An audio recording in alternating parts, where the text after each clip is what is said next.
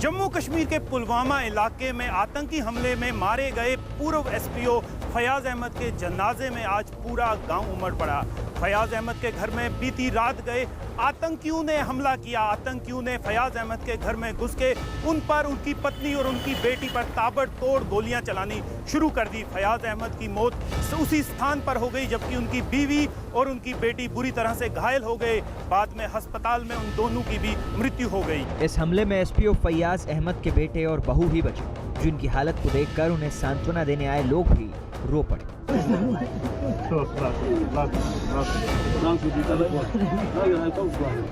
जिस परिवार में मातम के लिए बेटे और बहू ही बचे हों, वहां अगर पूरा गांव उमड़ पड़ा तो जाहिर है कि ये सब उनके विरोध में है, जिन्होंने इस कायराना हरकत और आतंकी हमले को अंजाम दिया।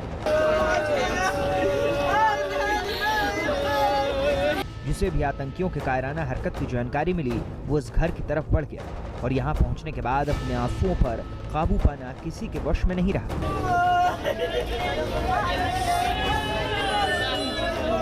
और जब हम सुबह आए तो हमने यहाँ पर देखा कि 3 बंदों की मौत हो चुकी थी, एक बीवी, एक फयाज अहमद और उसकी बेटी। तो ये फैमिली इसी के साथ ख़त्म हो चुकी है, इनका अब कोई सहारा नहीं है। 10 साढ़े 10 का टाइम होगा करीबी। सुना है कि ऐसा हुआ है कि किसी ने आकर इसको मार दिया है, इसके बाप को। जो बचा है इस फैमिली में से एक लड़का है उनका, और उसका एक छोटा सा बच्चा है, और इसकी बीवी है जो इस खानदान में बची है। अब हर दिल में हूँ, हर जिगर में टीस। जिस परिवार को जानते थे और जो नहीं जानते थे, सब गमगीन नजर आए। एक घर के बाहर 3-3 ताबूत रखे, उस मंजर की कल्पना कर ही सिहरन पैदा हो सकती है। पुलवामा के अवंतीपोरा इलाके में एसपीओ फयाज अहमद के घर के बाहर उनके आखिरी दर्शन के लिए भीड़ उमड़ पड़ी। भले ही घर में ताबूत को कंधा देने के लिए केवल उनका बेटा बचा, लेकिन एसपीओ, उनकी पत्नी और बेटी के ताबूत को कंधा देने वालों की कमी नहीं रही। जनाजे में शामिल लोगों और ताबूत को कंधा देने वालों के आंसू रुक नहीं रहे थे। हर तरफ पसरे सन्नाटे को जनाजे के साथ चलने वालों की चीत्कार चीर रही थी।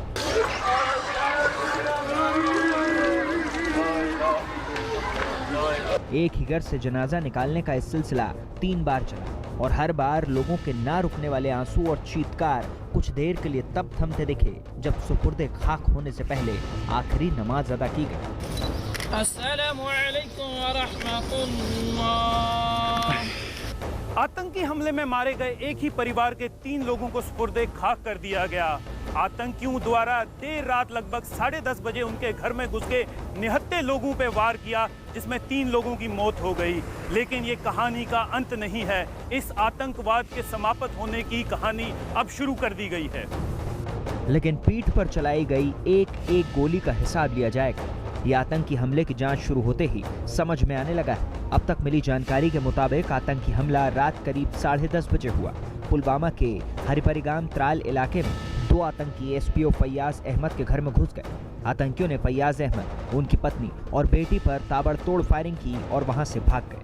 तीनों घायलों को फौरन अस्पताल ले जाया गया, लेकिन फयाज अहमद और उनकी पत्नी ने रास्ते में ही दम तोड़ दिया, जबकि उनकी बेटी की इलाज के दौरान अस्पताल में मौत हो गई। हमले की खबर मिलते ही सुरक्षा बल ने इलाके को घेरकर आतंकियों की तलाश शुरू कर दी। इस मामले की गंभीरता को इसी से समझा जा सकता है कि जैसे ही एसपीओ को सुपुर्दे खाक किया गया, कश्मीर पुलिस के आईजी खुद परिवार वालों से मिलने और उन्हें सांत्वना देने पहुंच गए। आईजीपी विजय कुमार ने इस हमले के बारे में एसपीओ के बेटे से विस्तार से जानकारी ली। हमले के पीछे जैश-ए-मोहम्मद के हाथ होने का अंदेशा जताया जा रहा है।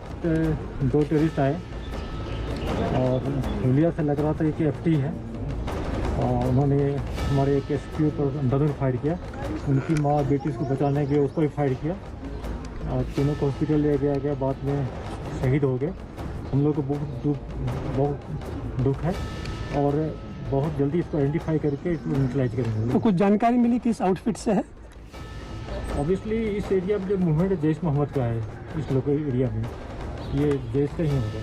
एक तरफ केंद्र सरकार ने जम्मू कश्मीर की राजनीतिक दलों से बातचीत शुरू कर दी है और दूसरी तरफ भारतीय सेना ने आतंकियों के सफाई के लिए कमर कस ली है। इस तरह की दोहरी मार से आतंकी बौखलाहट में हैं। पाकिस्तान और पाकिस्तान समर्थक आतंकी इस बात से बौखलाहट में है कि उनका सफाया जल्दी हो जाएगा और जो भी कसर बाकी रहेगी एसपीओ फयाज अहमद की मौत का बदला जल्दी लिया जाएगा।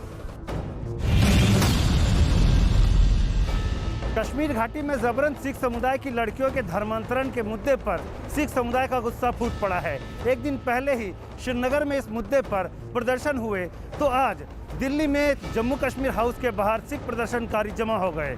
गुस्साए हुए सिख प्रदर्शनकारी नेताओं ने मांग की कि कुछ दूसरे राज्यों की तरह जम्मू कश्मीर में धर्मांतरण विरोधी कानून बनाया जाए। जम्मू कश्मीर में जबरन धर्मांतरण को रोकने का मामला गरमाया तो दिल्ली में सिख समाज से लेकर कई सियासतदान सड़कों पर उतर पड़े। नहीं चलेगा, नहीं चलेगा, नहीं चलेगा।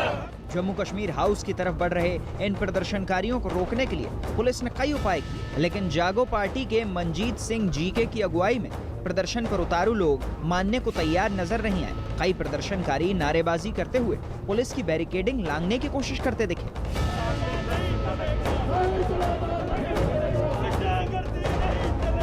प्रदर्शनकारियों ने जम्मू कश्मीर में अल्पसंख्यकों खासकर सिखों की हालत पर दुख जताया और जबरन धर्मांतरण पर स्थानीय लोगों की चुप्पी पर सवाल खड़े किए। ये 2 साल पहले भी ऐसा इशू हुआ था। यूनिवर्सिटी में बच्ची पढ़ती थी, उस बच्ची को उसके साथियों ने गला दबा के जबरदस्ती उसको इस्लाम कबूल कराने की कोशिश की, लेकिन उस बच्ची ने नहीं किया। मैं समझता हूँ कि ये जो एथनिक क्लेंसिंग वहाँ चल रही है, वहाँ पे मिनॉरिटीज के साथ जो धक्का हो रहा है, और अगर जम्मू कश्मीर की बच्चियाँ जो हैं वो पूरे हिंदुस्तान में फैली थी, सिख भाई उनको उनके घरों तक छोड़ के आए थे, वहाँ के मौलाना क्यों नहीं बोल रहे? मौके पर मौजूद सुरक्षा बल के जवानों ने प्रदर्शनकारियों को आगे बढ़ने से रोक दिया तो मनजीत सिंह जीके के नेतृत्व में एक प्रतिनिधिमंडल ने जम्मू कश्मीर हाउस में रेजिडेंट कमिश्नर से मुलाकात की और उन्हें अपना ज्ञापन सौंपा। सिख समुदाय के गुस्से की वजह है आरोप है कि बीते 1 महीने में 4 सिख लड़कियों का धर्म परिवर्तन किया गया और बीते शनिवार को जब 2 ऐसे मामले सामने आए तो सिख समुदाय का गुस्सा फूट पड़ा। गुरुद्वारा प्रबंधक कमेटी ने इस घटना की तुलना लव जिहाद तक से कर दी। बताया गया कि बीते शनिवार को जम्मू कश्मीर में 2 सिख लड़कियों का बंदूक के बल पर अपहरण कर लिया गया। बड़गाम में 18 साल की जिस लड़की का अपहरण किया गया उसकी दिमागी हालत ठीक नहीं बताई जा रही। आरोप है कि लड़की को लालच देकर फंसाया गया और फिर जबरन धर्मांतरण के बाद उसकी शादी करा दी गई। इसी तरह की एक और घटना महजूर नगर में भी हुई। लेकिन दबाव लाकर, उनको प्रलोभन देकर, दादागिरी करके, गुंडागर्दी करके इसी तरह का धर्मांतर अगर होता है तो इसका कड़ा विरोध करने की भूमिका हमारी है। और ऐसे धर्मांतरण को मतलब अधिकृत कानूनी मान्यता नहीं देनी चाहिए और ऐसा धर्मांतरण करने वालों पर कठोर कार्रवाई होनी चाहिए, ऐसा मुझे लगता है। जबरन धर्मांतरण की खबर जैसे ही फैली अकाली दल के नेता मनजिंदर सिंह सिरसा श्रीनगर पहुंच गए। सिरसा ने श्रीनगर में सिख समुदाय के लोगों के साथ सड़कों पर उतरकर प्रदर्शन किया। ये जबरन निकाह किया गया है, जबरन धर्म परिवर्तन किया गया है, ये उन लोगों ये लव जिहाद है। प्रदर्शन के बाद सिरसा जम्मू कश्मीर के उपराज्यपाल मनोज सिन्हा से मिले और उन्हें एक ज्ञापन सौंपा। सिरसा ने जम्मू कश्मीर में जबरन धर्म परिवर्तन के बढ़ते मामलों पर रोक लगाने के लिए सख्त कानून बनाने की मांग की। उपराज्यपाल से मुलाकात करने वाले नेताओं ने दावा किया कि प्रशासन की तरफ से उन्हें भरोसा दिया गया कि जिन लड़कियों का धर्मांतरण करवाया गया है उन्हें परिवारों को वापस लौटाया जाएगा। ये आश्वासन मिला कि किसी भी सूरत में वो बच्चियां जो अगवा की गई हैं, जिनका जबरन निकाह पड़ा गया, वो इस किसी भी सूरत में वहाँ नहीं रहने दी जाएंगी। परिवार की बेटियां जो हैं वो सुरक्षित परिवार के तक पहुँचाई जाएंगी। इसके लिए लोकल प्रशासन को बुलाकर हिदायत दी गई और ये भी कहा गया, हमने उनको यह भी आग्रह किया कि जिस तरह से यूपी और मध्य प्रदेश के अंदर इंटर रिलीजियस मैरिज एक्ट बने हुए हैं, ताकि फोर्सफुली जो मेजॉरिटी कम्युनिटी है इस तरह से धक्का ना कर सके। इस मामले ने तूल पकड़ा तो जम्मू कश्मीर की पूर्व मुख्यमंत्री महबूबा मुफ्ती ने ट्विटर पर अपनी प्रतिक्रिया दी। महबूबा ने इस प्रकरण पर निराशा जताई और पूरे मामले की गहराई से जांच की मांग की। महबूबा के अलावा भी कई दलों ने जबरन धर्मांतरण के मुद्दे पर चुप्पी तोड़ी। इस मुद्दे पर मनजिंदर सिंह सिरसा ने दावा किया खुद गृह मंत्री अमित शाह की हालात पर नजर है और उन्होंने इस मामले में सख्त कार्रवाई का भरोसा दिया है। देश भर से जबरन धर्म परिवर्तन कराने की खबरें आती रही हैं, लेकिन बीते कुछ सालों में जबरन धर्म परिवर्तन कराने वालों पर कानूनी शिकंजा भी कसा है। कई राज्यों ने इसे लेकर सख्त कानून भी बनाए हैं। चूँकि जम्मू कश्मीर का मामला सिख समाज से जुड़ा हुआ है, इसलिए सिख समाज गुस्से में है, लेकिन सिखों के प्रदर्शन के बाद सरकार भी इस मामले को लेकर गंभीर दिख रही है। ट्विटर ने एक बार फिर भारत सरकार को भड़काने का काम किया है। आईटी नियमों को ना मानने के लिए पहले से ही भारत सरकार के रडार पर चल रहे ट्विटर इंडिया ने इस बार बड़ी लापरवाही की है। जम्मू कश्मीर और लद्दाख को अलग देश बताते हुए उसने अपने प्लेटफॉर्म पर उसे जारी किया है। माना यह जा रहा है कि ट्विटर ने जानबूझकर भारत सरकार और भारतीयों को भड़काने की नीयत से ये कदम उठाया है। हालांकि भारत सरकार ने इस मामले में कड़ी कार्रवाई करने का रुख दिखाया है। मजहब से जुड़ी भड़काऊ पोस्ट वायरल करने में बुरी तरह फंस चुके ट्विटर ने अब भारत के नक्शे के साथ छेड़छाड़ की है। ट्विटर ने दुनिया का एक नक्शा जारी किया है जिसमें जम्मू कश्मीर और लद्दाख को अलग देश दिखाया है। यानी ट्विटर के मुताबिक जम्मू कश्मीर और लद्दाख भारत का हिस्सा नहीं है, बल्कि ये दोनों भारत से अलग दो देश बताए गए हैं। कहा जा रहा है कि ट्विटर ने जानबूझकर ऐसा नक्शा जारी किया है जो भारत सरकार को भड़काने वाला कदम है। बहुत गंभीर मामला है। जिस प्रकार से ट्विटर ने जम्मू कश्मीर लद्दाख को भारत से अलग दिखाया, ये हमारी संप्रभुता को लेकर ट्विटर का प्रश्न उठाना है। ये कभी भी स्वीकारा नहीं जा सकता। वैसे भी भारतीय कानूनों को लेकर ट्विटर जो है उस पर प्रश्न उठ रहे हैं, उन कानूनों का पालन नहीं कर रहे हैं। सरकार ने इस गंभीर मामले में संज्ञान लिया है और खबर है कि जल्द ही इस बारे में ट्विटर से जवाब मांगा जाएगा। ऐसा नहीं है कि जम्मू कश्मीर जैसे संवेदनशील मामले पर ट्विटर ने पहली बार इस तरीके की लापरवाही की हो। इससे पहले भी 12 नवंबर 2020 को जम्मू कश्मीर का नक्शा गलत तरीके से दिखाने पर ट्विटर को भारत सरकार नोटिस जारी कर चुकी है। इस बार ट्विटर ने ऐसे समय में ये गलती की है जब नए आईटी नियमों को लेकर उसका भारत सरकार के साथ तनातनी चल रही है। सरकार का कहना है कि ट्विटर जानबूझकर नए नियमों का पालन नहीं कर रहा।